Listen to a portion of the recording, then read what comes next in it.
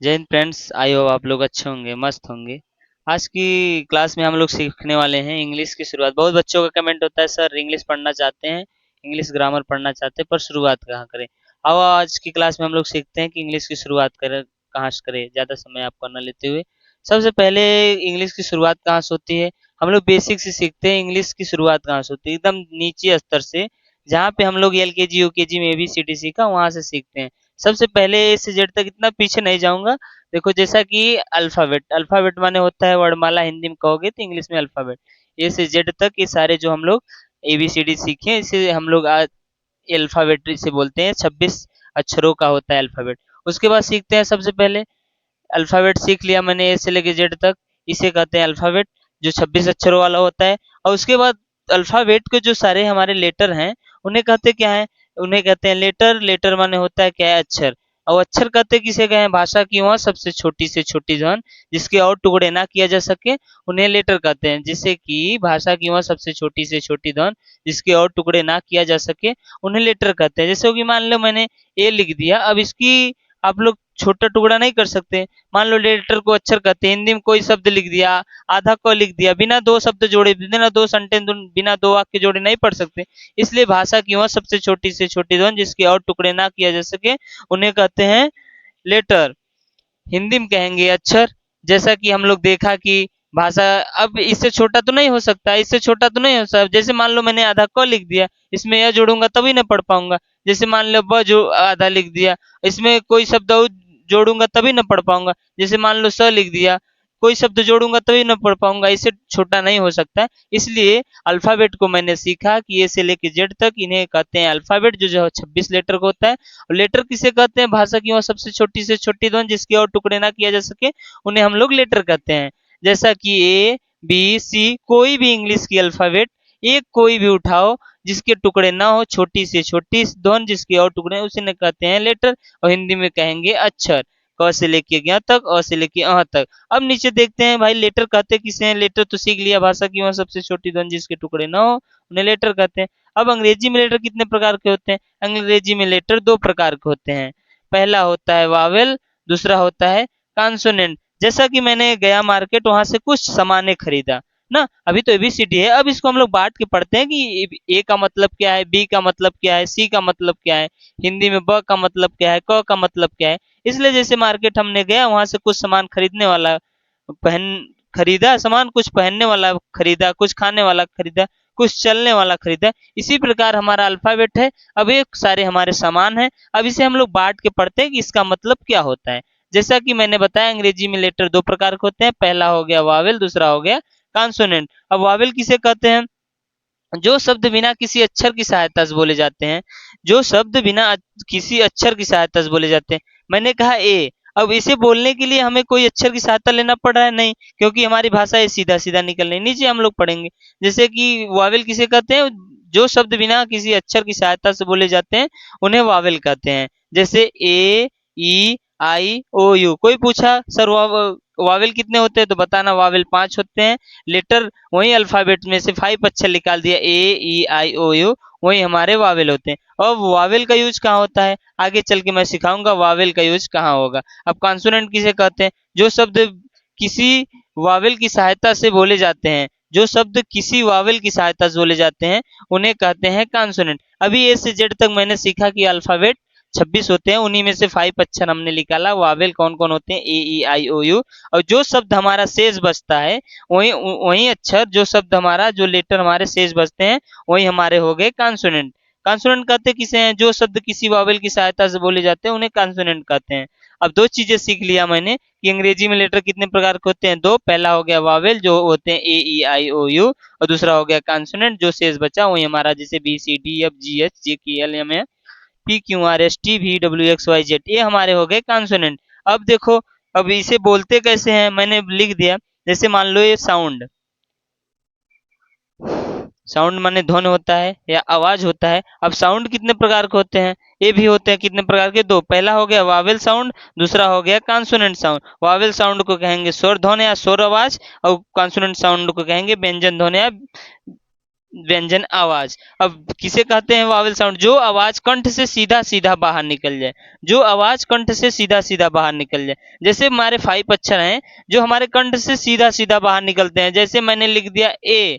अब ए बोलने के लिए कोई चीज हमारी जो हमारे लिप्स हैं या जीभ है या टंग है किसी चीज को टच कर रही नहीं, मैंने बोला ए, नहीं टच किया।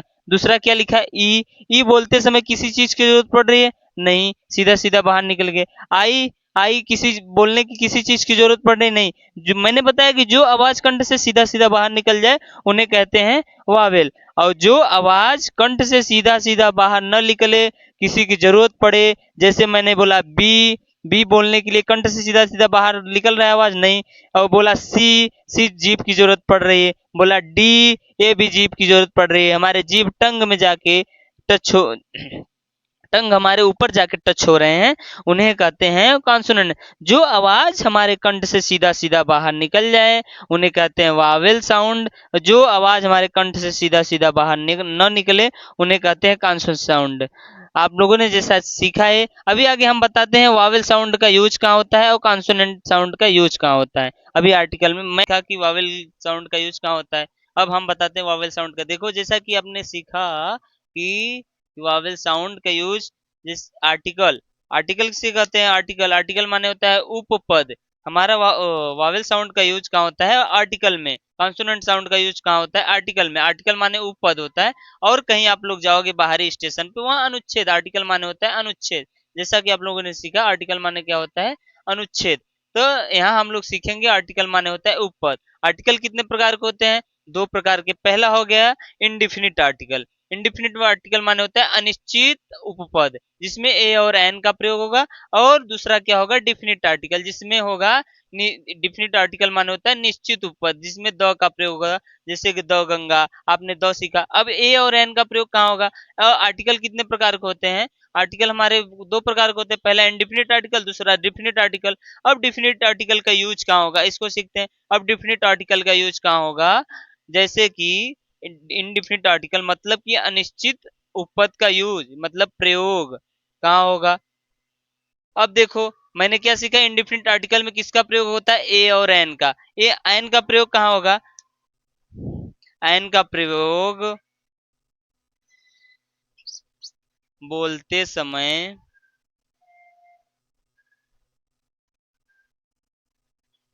वावेल साउंड से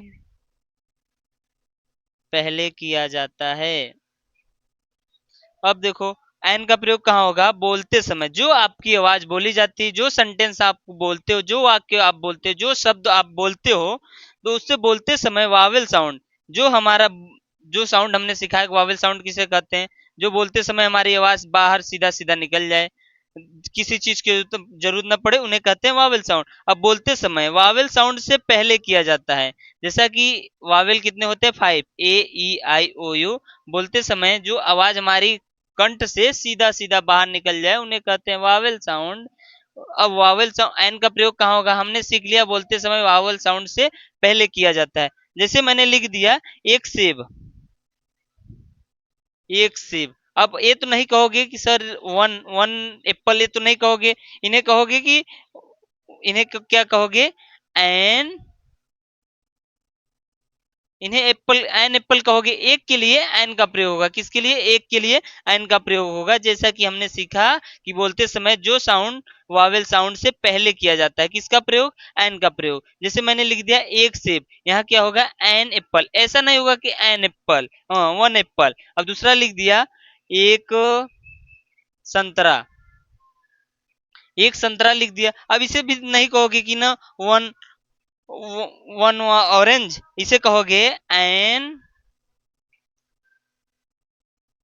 ऐसे कहोगे एक के लिए एन का प्रयोग होगा। बस कोई पूछे एन का प्रयोग कहाँ होगा, बोलना कि वावेल साउंड से पहले किया जाता है एक के लिए। किसके लिए? एक के लिए। अब दूसरा क्या है? ए का प्रयोग कहाँ होगा? अब ए का प्रयोग मैंने सीखा कॉन्सोनेंट।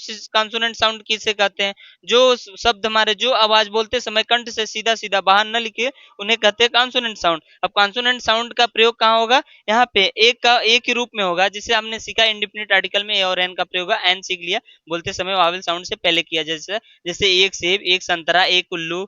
जैसे जो शब्द हमारे वावेल से शुरू हो उनके पहले एक के लिए एन का प्रयोग होगा। अब दूसरा क्या है, जो शब्द हमारा बोलते समय कॉन्सोनेंट साउंड आए, कॉन्सोनेंट लेटर आए बोलते समय, उनमें ए का प्रयोग होगा। जैसे मान लो मैंने एक, कुछ भी लिख लो, एक पेन, मैंने बोला कि एक पेन। अब ए पेन का स्पेलिंग जो है बोलते समय, जो हमारे सब्जेक्ट हैं, इसे बोलते समय एक के लिए किसका प्रयोग होगा, पेन का स्पेलिंग होगा पी ई एन, क्योंकि पेन हमारा क्या है, पी क्या है, कॉन्सोनेंट ध्वनि है, कॉन्सोनेंट साउंड है, इसलिए एक के लिए ए पेन, क्योंकि ये हमारा क्या है, कॉन्सोनेंट साउंड है। और दूसरा क्या है, और एक उदाहरण है, एक के लिए कॉन्सोनेंट साउंड जहां आए एक के लिए ए का प्रयोग होगा, जहां वावेल साउंड आए एक के लिए एन का प्रयोग होगा। आज की क्लास में हमने सीखा लेटर, अल्फाबेट, ये सब कहाँ यूज होते हैं, और दूसरा क्या सीखा, ए और एन का प्रयोग। अगली क्लास में हम बताएंगे डिफिनिट आर्टिकल, निश्चित उपपद द का प्रयोग कहाँ होता है। और आज की क्लास में हमने सीखा इनडिफिनिट आर्टिकल, अनिश्चित उपपद ए और एन का प्रयोग कहाँ होगा, इंडिफिनिट आर्टिकल यूज की अनिश्चित उपपद का प्रयोग कहाँ होगा, प्रयोग एन का प्रयोग कहाँ होगा, बोलते समय वावेल साउंड से पहले किया जाता है, और इसे क्या कहते हैं, बोलते समय,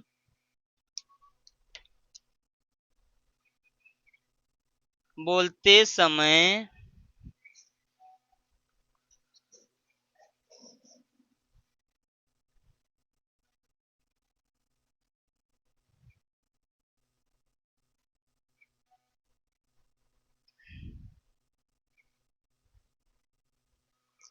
अभी देखा कि ए का प्रयोग, एन का प्रयोग कहाँ होगा, बोलते समय वावेल साउंड से पहले किया जाता है। जैसे एक से मैंने बोला, ये बोलते समय इसका अक्षर क्या आ रहा है, वावेल आ रहा है, इसका अक्षर क्या आ रहा है, वावेल आ रहा है, इसलिए इसके एक के लिए एन का प्रयोग होगा, एक के लिए एन का प्रयोग होगा। अब बोलते समय ए का प्रयोग कहाँ होगा, एक पेन, जैसे बोलते समय कॉन्सोनेंट साउंड से पहले जो शब्द आते हैं, जैसे मैंने लिख दिया एक पेन, अब इसका जो शब्द आ रहा है वो हमारा कॉन्सोनेंट है। और कोई भी कुछ लिख लो, जैसे आपके पास क्या है, आपके पास चेयर है, कि एक कुर्सी, सॉरी,